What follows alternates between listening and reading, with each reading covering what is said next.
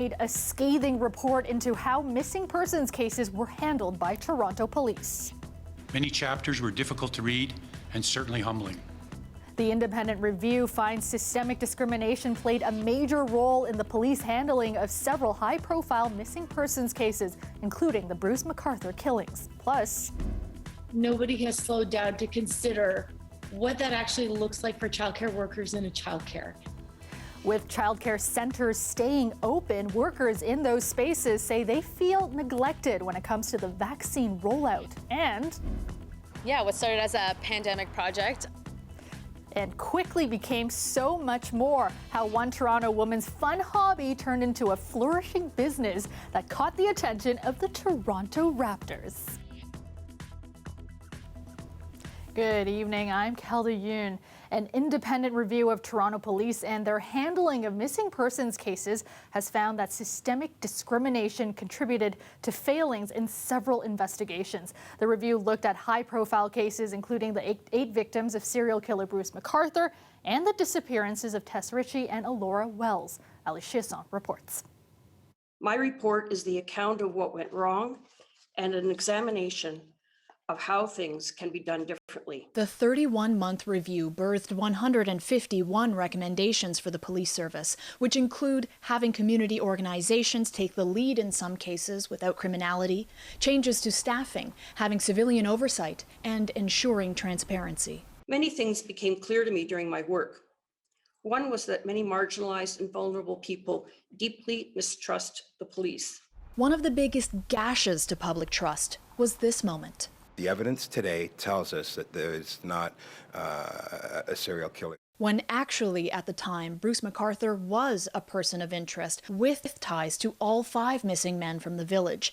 Today we learned that now retired police chief Mark Saunders sat down with Epstein's team. He had shortly come off sick leave. He has explained to us why it was that he misconstrued the state of the investigation. He said he wasn't adequately briefed before taking to the podium. It was deeply unfortunate and deeply hurtful to the LGBTQ2S+ community, particularly when very shortly thereafter McArthur was arrested. Epstein's review found that connections were missed because of siloed investigations and that officers had stereotypical misconceptions about the gay community that impeded their work. Many chapters were difficult to read and certainly humbling. Toronto's interim police chief James Raymer publicly committed to doing right by the report. Her findings of failures and how he conducted some missing persons investigations, particularly those in marginalized or vulnerable communities, are accepted, and the shortcomings she identified are inexcusable. I think there is some hope with the report. I see it as a harm reduction approach. The report isn't closure, but for many it proves the community was right. And the timing is right. This issue is one of so many that demonstrate the need for that broader conversation about public safety, how it's delivered, who's delivering it, and why. And I think if this report can be a catalyst for that conversation, that's even more important than the recommendations themselves. Ali Chiasson, CBC News, Toronto. The Special Investigations Unit is looking into the shooting of a man by Toronto police officers this morning. Officers were called to this address on Shooter to try to locate a man. This man was armed with a knife, and they engaged with this man and discharged their firearms. What I heard was, get on the ground, and then a shot. So it kind of scared me because I wasn't sure whether or not it was 2 people fighting or if it was police. It happened around 9 a.m. at an apartment building near Shooter and Sherbourne. The man is said to be in life-threatening condition. The 2 officers involved in the shooting were also taken to hospital to be checked out, but it's not believed they were physically hurt. Police have not released any information on the man's identity. Ontario is reporting another record number of COVID-19 patients in the ICU, as 626 patients are now in critical care. That's up slightly from yesterday's record. Hospitals are under such a strain that officials are looking at bringing in healthcare workers from out of the province. This as the Premier pushes back against claims that Ontario's vaccine rollout is leaving some people confused and frustrated. Lorenda Redekop has the latest.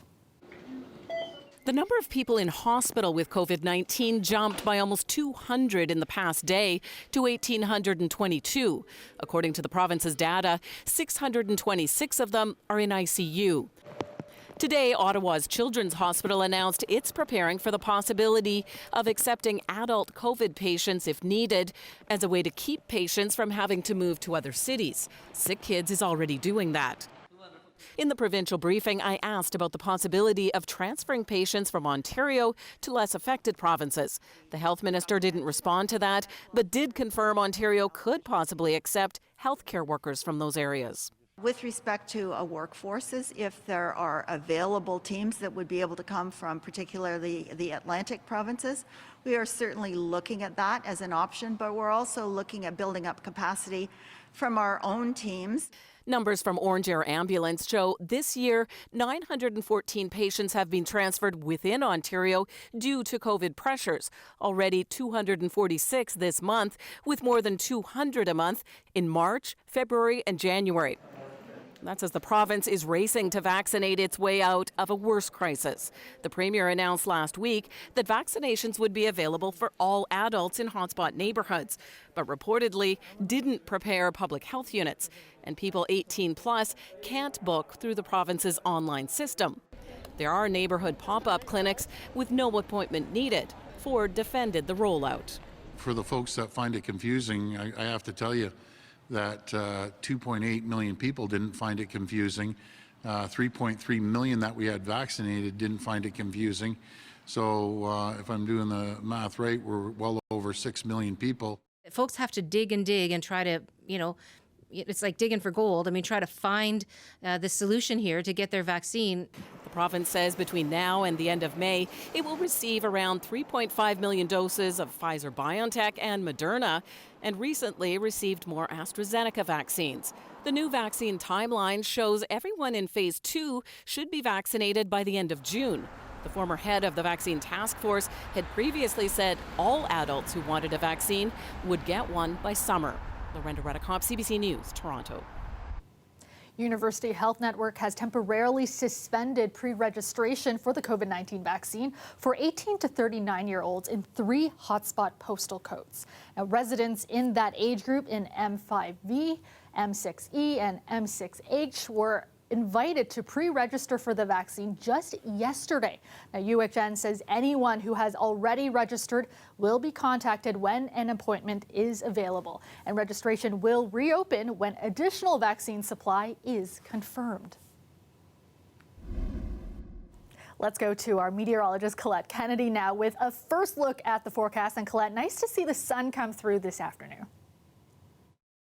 Yeah, it certainly was, right? Because we started off with some of that fog that was quite dense in certain areas, and we had advisories. So then to have those skies opening up and getting the sunshine, really nice to see that forecast coming through for us.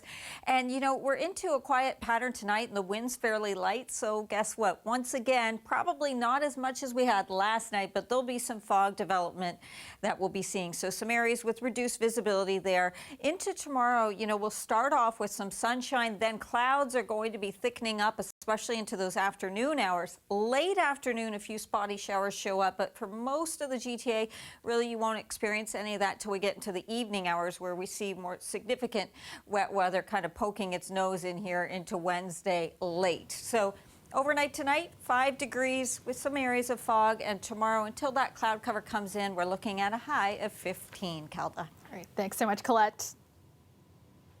While schools across the province have closed their doors and are moving exclusively to online learning after spring break, childcare centers for infants, toddlers, and preschoolers will be staying open. And that's left some childcare workers frustrated. They say they're feeling vulnerable and forgotten by the provincial government when it comes to vaccinations. Our Jessica Ng reports. Our community spread is so high that my children can't go to school, but we're expected to show up and nothing has changed for us. There's no priority. Leanne Jocks is the principal of Beaches Montessori. She says childcare employees should be immediately prioritized for vaccination, just like Ontario's teachers. They're going to teach remotely, get vaccinated so that they can go back into the classroom. Meanwhile, I have a staff full of teachers who are like, wait, what about us? We're not even home. She says childcare workers' risk of COVID-19 exposure is high as they work with kids aged 18 months to 5 years. According to public health guidelines, these children don't have to be masked. How have your interactions with the kids changed? We try to, when someone sneezes, they wash their hands and we try to teach them to cough into their elbow, but they're children. As vaccination begins for residents in infection hotspots, Premier Doug Ford says there's uncertainty about exactly when, in May or later, daycare workers can expect to get their shots. Our goal is to vaccinate those folks that take care of childcare, but I just, without the supply, I just wish I could sit here and tell you the exact time. Opposition leader Andrea Horvath says that's not good enough. I find it really, really shocking that the Premier doesn't seem to understand the needs of families. Experts agree, like Thomas Tenkate, who teaches occupational and public health at Ryerson University. Childcare workers and childcare centres really play an important role in ensuring that the economy can keep moving forward.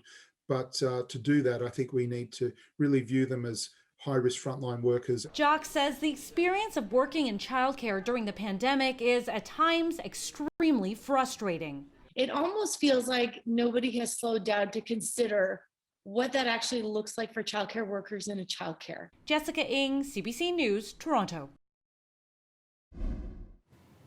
Health officials in York Region are urging anyone who visited a Vaughan restaurant earlier this month to self-isolate. Anyone who dined at the Avenue Chibi Ivini restaurant between March 31st and April 1st may have been exposed to COVID-19. Officials say more than 100 diners are at high risk of developing the disease. York Public Health is having difficulty identifying those who may have been exposed because the restaurant didn't take the necessary contact tracing information from its customers. The restaurant is now closed. Well, residents had one last chance to have their voices heard tonight on the qualities they want to see in Toronto's next chief of police. This final virtual session was held for those living in North York. Angelina King has more from the community. We don't just want a token person. Station Frederick runs Frontlines, a safe space for young people in the city's northwest. She says many of the youth there have had negative experiences with police. Frontlines brings officers in to help change that. She hopes a new chief can do the same. We want someone that really at the heart of what they do is about engaging community that would result in a positive outcome in a safe community for all, not just for some, but for all. She'd also like to see the new chief have a deep understanding of racism, particularly anti-Black racism, and the challenges these communities face. Someone who has a track record of taking action and have some accountability measures put in place that will keep the police force accountable to the communities that they serve. Toronto Police has been without a permanent chief since June after Mark Saunders stepped down. The board says this consultation process is the most extensive it's ever done. Does it make sense to everybody to put trustworthy and honest together?